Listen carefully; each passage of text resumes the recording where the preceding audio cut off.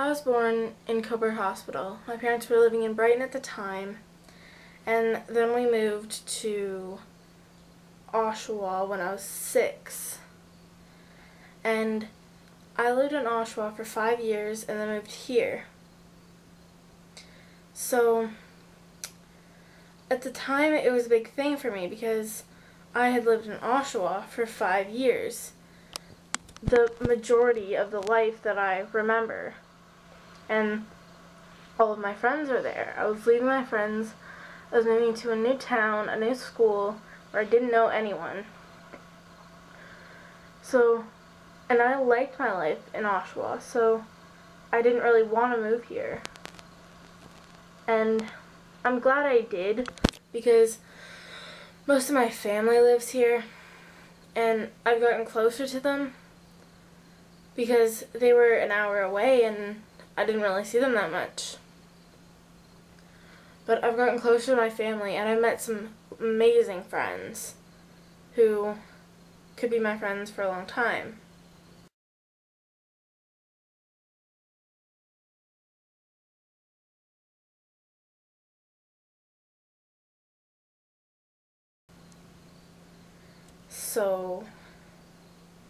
And I still have a couple of friends who live in Oshawa, and I get to see them every once in a while, but I often find myself wondering, like, how would my life be different if I had never moved from Oshawa, if I still lived there?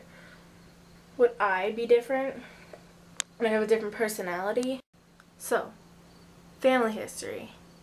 On my mother's side, there's Irish and German. I don't really know much about my mother's side, and neither does my mother or my grandmother, so. And then on my father's mother's side, there's Irish and English. My great-great-grandmother was English. She lived in this home called the Annie McPherson home, and they thought that the poor families would have a better life in other countries, such as Australia or Canada or even the United States. And my great-grandmother was sent to Ontario to work.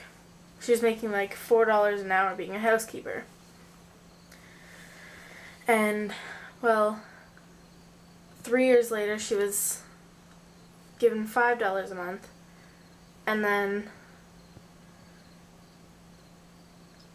they eventually started to like her and ended up paying for her wedding in 1922, I think.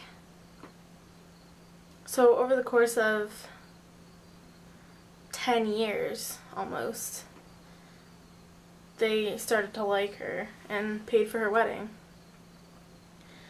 And so, yeah.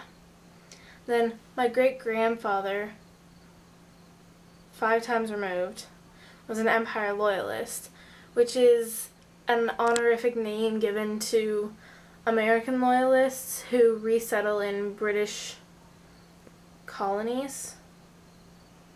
In a British colony, I guess. And he came from the US to Canada, this town called Adolphustown in Ontario, and he was one of the first Empire Loyalists to settle there. And another thing about my grandmother's side is one of my third cousins fought and died in the Second World War. So on my dad's father's side, my great-grandmother was Irish and my great-grandfather was German. And when they got married, they immigrated to Canada and settled in New Brunswick. That's where most of my grandfather's family is, so I don't really know a lot of them.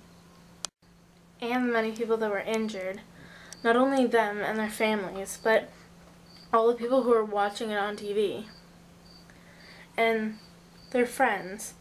But the people that were watching it on TV, because they were watching all these people die and get severely injured, and they couldn't do anything about it. They knew it could happen again, anywhere. And if I were old enough to understand that, I'd have been terrified. I can be your hero, baby. I can kiss away the pain. I will stand by you forever.